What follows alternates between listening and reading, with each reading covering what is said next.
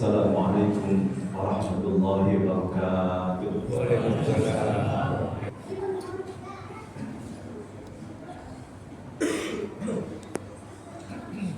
Alhamdulillahirabbil alamin. Alhamdulillahilladzi bi ni'matihi tatimmus shalihat. Alhamdulillahilladzi arsala rasulahu bil huda wa dinil haqq liyudhhirahu 'alad din kullihi wa kafa billahi shahida. Asyhadu an la ilaha illallah wahdahu la syarika lah wa asyhadu anna Muhammadan 'abduhu wa rasuluhu la nabiyya ba'dah.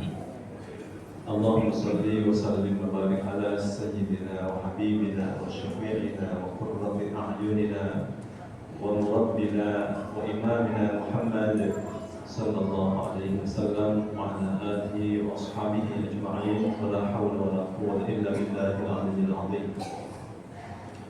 وقال الله تبارك وتعالى أعوذ بالله السميع العليم من الشيطان الرجيم بسم الله الرحمن الرحيم يا أيها الذين آمنوا اتقوا الله وكونوا مع الصادقين يا أيها الذين آمنوا اتقوا الله وقولوا قولا سديدا يصلح لكم أعمالكم ويغفر لكم ذنوبكم ومن يطع الله ورسوله فقد فاز فوزا عظيما وقضى ربك ألا تعبدوا إلا إياه بالوالدين إحسانا الآية.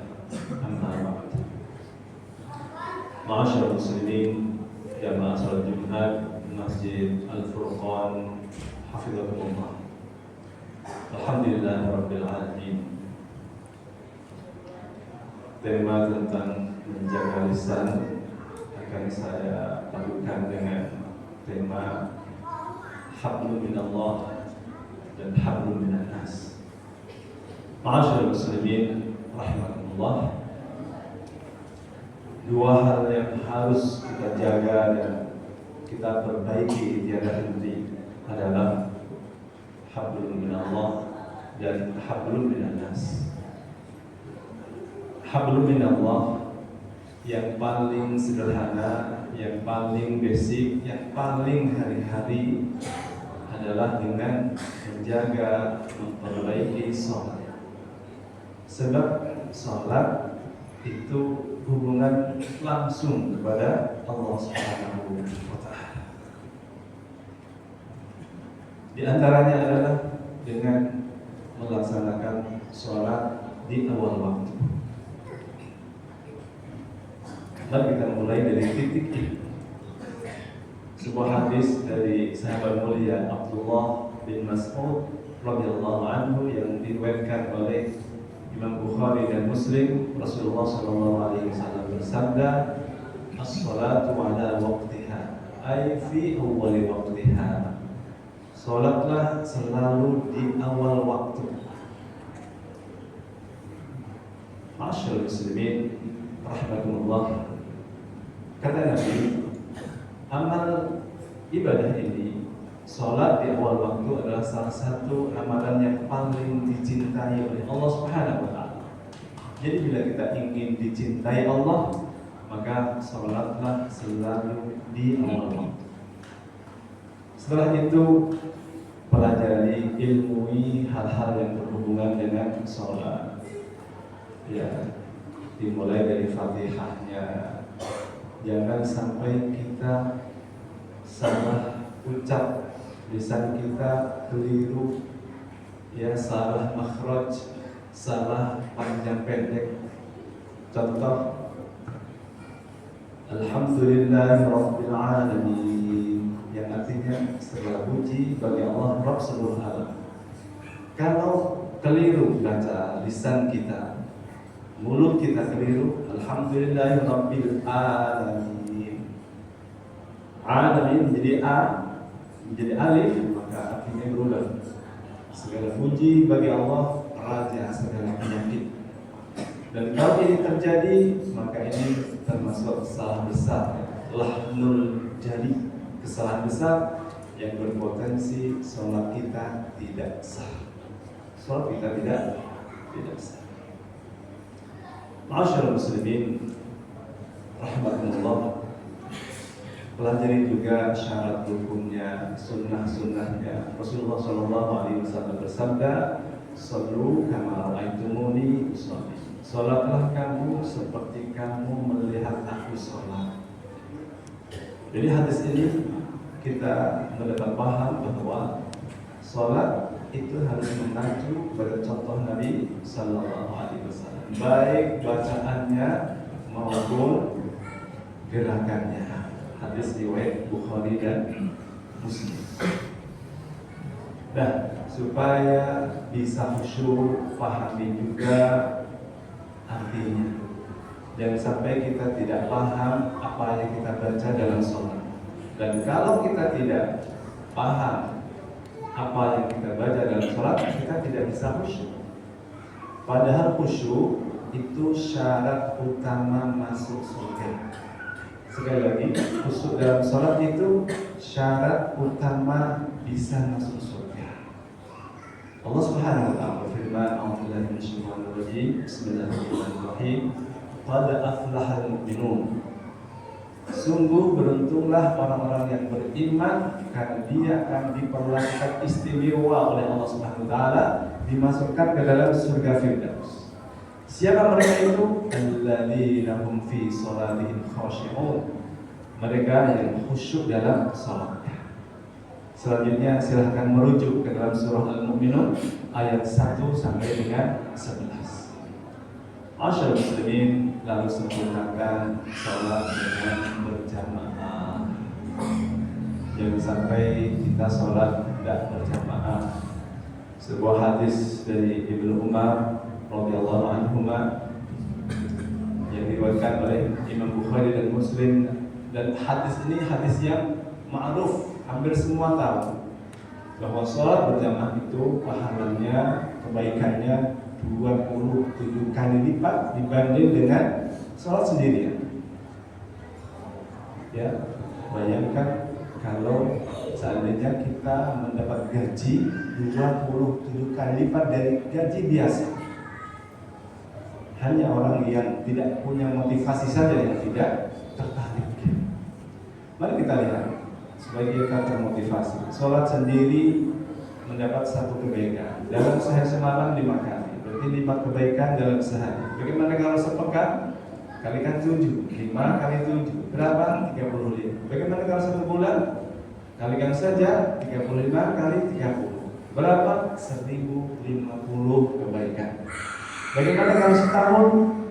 Kalikan saja 12, 1050 kali 12, angkanya 12.600 kebaikan. Ya, sholat sendiri. Bagaimana kalau sholat berjamaah? Sekali sholat 27 kali lipat. Masya Allah. Dalam sehari 5 kali, berarti 7 kali 7, 27 kali 5 berapa? 135. Kalau sepekan, sholat berjamaah sepekan berapa? Kalikan 7, 945. Bagaimana kalau 1 bulan? Kalikan 30, berapa angkanya? 28.350 kebaikan. Dalam sebulan saja sudah mengalahkan, melampaui ya pahala sholat sendiri dalam setahun. Bagaimana kalau kita sholat berjamaah setahun? Kalikan saja 12, 28.350 kali 12 berapa angkanya? 340.200 kebaikan. Masya Allah, berkali-kali kelipatannya. Oleh karena itu, seseorang yang masih belum semangat dalam melaksanakan sholat sunnah, masih malas, belum banyak sedekahnya, maka kekurangan-kekurangan itu bisa digenapi, bisa dilengkapi, bisa disempurnakan dengan sholat berjamaah. Sholat berjamaah. Bahkan kita melihat hadis dari Abu Hurairah radhiyallahu anhu, juga diriwayatkan Imam Bukhari dan Muslim. Ya, di situ dikatakan Rasulullah pernah mau membakar rumah orang yang mendengar suara azan tetapi enggak sholat berjamaah di masjid. Itu akan maksudnya. Meskipun ya sampai Rasulullah wafat, beliau ya belum pernah dieksekusi. Ancaman itu belum pernah dieksekusi. Para ulama menjelaskan kepada kita bahwa betapa pentingnya sholat berjamaah sampai Rasulullah SAW tidak ingin kita sebagai umatnya yang dicintainya ya jangan sampai terlepas ya tidak mendapatkan peluang yang sangat istimewa. Ini hablum minallah. Bagaimana hablum minan nas? Menjaga, memperbaiki hubungan dengan sesama manusia. Prioritasnya kepada orang-orang yang membersamai kehidupan kita, keluarga kita, dan orang lain. Nomor satu, kepada orang tua kita. Orang tua telah dipilih oleh Allah menjadi sebab keberadaan kita di dunia. Tanpa orang tua kita tidak ada. Tidak. Allah Subhanahu wa Ta'ala ya sudah mentakdirkan seperti itu. Orang tua telah berkorban, berjuang tanpa kenal waktu. Beliau rela menunda kesenangannya demi kebaikan kita. Allah Subhanahu wa Ta'ala berfirman, "Wa qadara rabbuka alla ta'budu illa iyyahu wa bil walidayni ihsana." Dan Tuhanmu telah memerintahkan, janganlah kamu beribadah kecuali hanya kepada Allah. Wa bil walidayni ihsana, dan berbuat baiklah kepada kedua orang tua. Masyaallah muslimin, bayangkan perintah berbuat baik kepada kedua orang tua itu disatu ayatkan dengan perintah beribadah hanya kepada Allah Subhanahu wa Ta'ala. Betapa pentingnya amalan ibadah yang satu ini. Lalu memperbaiki hubungan dengan istri kita.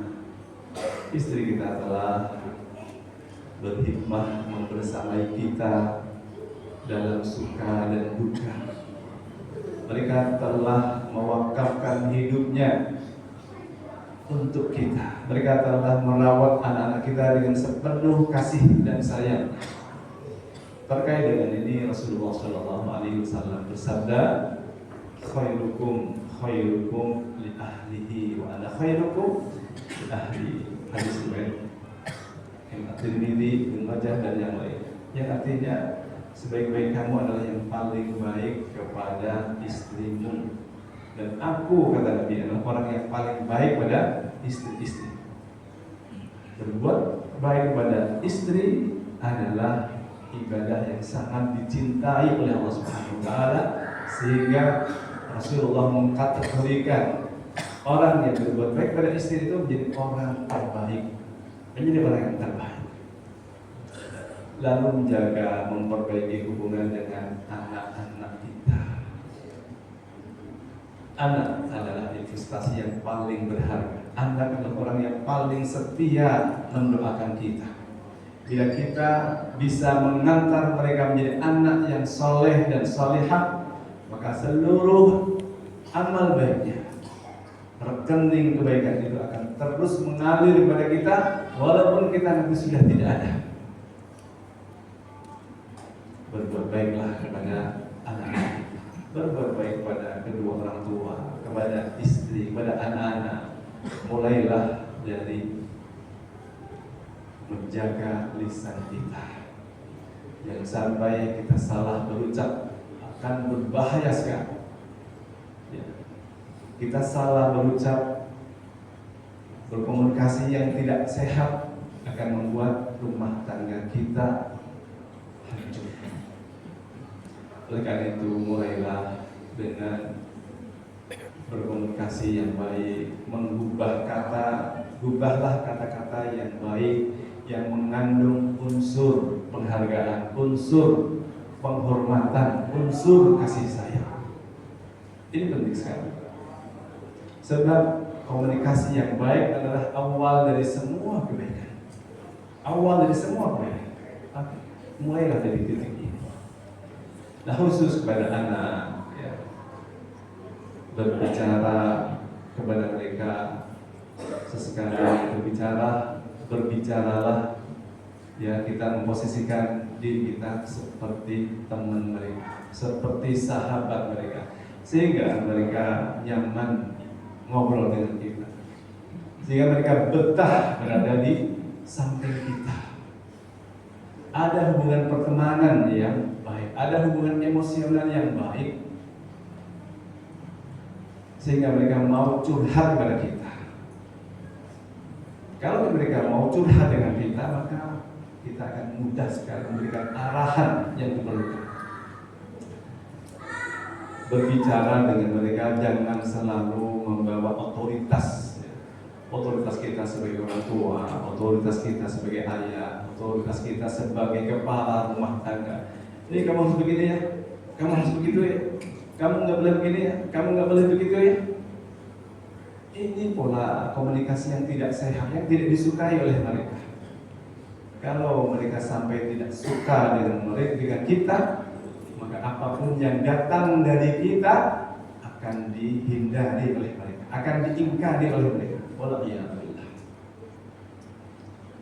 Kemudian sekali ngobrol dengan mereka, datanglah seakan-akan kita sebagai guru mereka, sebagai pendidik mereka. Orang tua adalah pendidik yang paling utama. Orang tua adalah guru yang paling penting. Hanya saja sayangnya orang tua menjadi pendidik yang tidak tersiapkan dengan baik. Tidak tersiapkan dengan baik.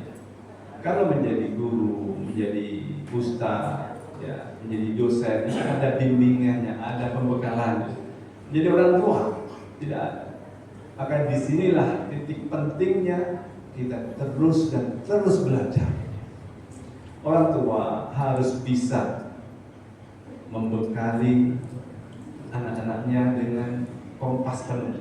Sekali lagi, orang tua harus bisa membekali anak-anaknya dengan kompas penuh. Ini boleh, ini tidak boleh. Ini bagus, ini tidak bagus. Ini patut, ini tidak patut. Ini hitam, ini putih, dan seterusnya. Sehingga anak-anak punya gambaran, ya, punya panduan di dalam meneliti jembatan kehidupan yang semakin komplikated ini. Bagus sekali kalau seandainya Masjid Al-Furqan ini membuat program pembekalan, bimbingan terhadap orang tua, sehingga mereka bisa memperbaiki frekuensinya ketika berinteraksi, ketika berkomunikasi dengan anak-anak mereka. Ini penting sekali, apalagi di zaman medsos seperti sekarang. Orang tua harus banyak belajar, orang tua harus banyak bersadar.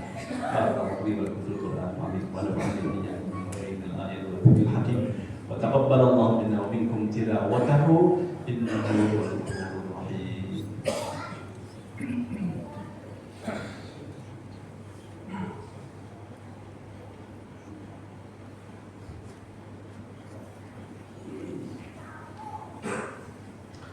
Alhamdulillahirabbil alamin wal 'aqibatu lil muttaqin wa la 'udwana illa 'alal zalimin.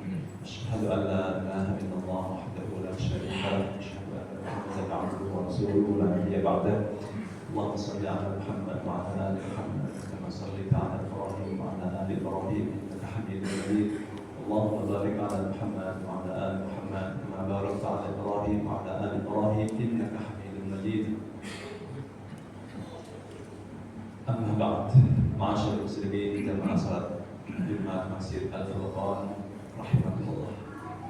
Hablum minallah yang baik, yang terjaga, yang terus diperbaiki tanpa henti akan mengantar kita ya ridha Allah, kasih sayang Allah, anugerah Allah, ampunan Allah akan mengijawatah dalam kehidupan kita. Doa-doa kita juga akan diijabah oleh Allah Subhanahu wa Ta'ala. Dengan hablum minan nas, utamanya kepada keluarga kita. Hablum minan nas yang baik terhadap mereka akan membuat rumah tangga kita menjadi rumah tangga yang terdiri dari seorang ayah, ibu, suami, istri yang saleh dan salehah. anak-anak, cucu-cucu yang saleh dan salehah, keluarga yang saling mendukung, keluarga yang bisa bekerja sama bahu-membahu untuk menggapai kebaikan, rumah tangga yang saling menghormati, saling memuliakan, saling mendoakan, rumah tangga yang saling menyayangi dan mencintai karena Allah Subhanahu wa taala, rumah tangga yang sakinah, mawaddah, warahmah, rumah tangga yang harmonis dan romantis. Insyaallah. Amin ya rabbal alamin. Inna Allaha wa malaikatahu yusholluna 'alan nabi ya ayyuhalladzina amanu shallu 'alaihi wa sallimu taslima. Allahumma shalli wa sallim wa barik ala sayyidina Muhammad wa ala alihi wa ashabihi ajma'in wa tabi'ina tabi'in lahum bi ihsan ila yaumiddin wa rahmatan ma'ahum bi rahmatika ya arhamar rahimin. Allahumma ighfir lil mu'minina wal mu'minat wal muslimina wal muslimat al ahya'i minhum wal amwat bi rahmatika ya arhamar rahimin. Rabbi ij'alni muqimas salati wa min dhurriyyati rabbana wa taqabbal du'a. ربنا اغفر لي ولوالدي وللمؤمنين يوم يقوم الحساب. ربنا هب لنا من ازواجنا وذرياتنا قرة اعين واجعلنا للمتقين اماما. اللهم انصر من نصر الدين واخذل من خذل المسلمين واهلك الكفرة والظالمين. اللهم انصر المسلمين والمجاهدين في فلسطين. اللهم انصر المسلمين والمجاهدين في فلسطين. اللهم انصر المسلمين والمجاهدين في كل مكان. ربنا افرغ علينا صبرا وتوفنا مسلمين. اللهم اعنا على ذكرك وشكرك وحسن عبادتك. اللهم انا نسالك الهدى والتقى والعفاف والغنى. ربنا اتنا من لدنك رحمه وهيئ لنا من امرنا رشدا. ربنا اتنا في الدنيا حسنه وفي الاخره حسنه وقنا عذاب النار. وصلى الله وسلم على محمد واله وصحبه وسلم والحمد لله رب العالمين. اقم الصلاه.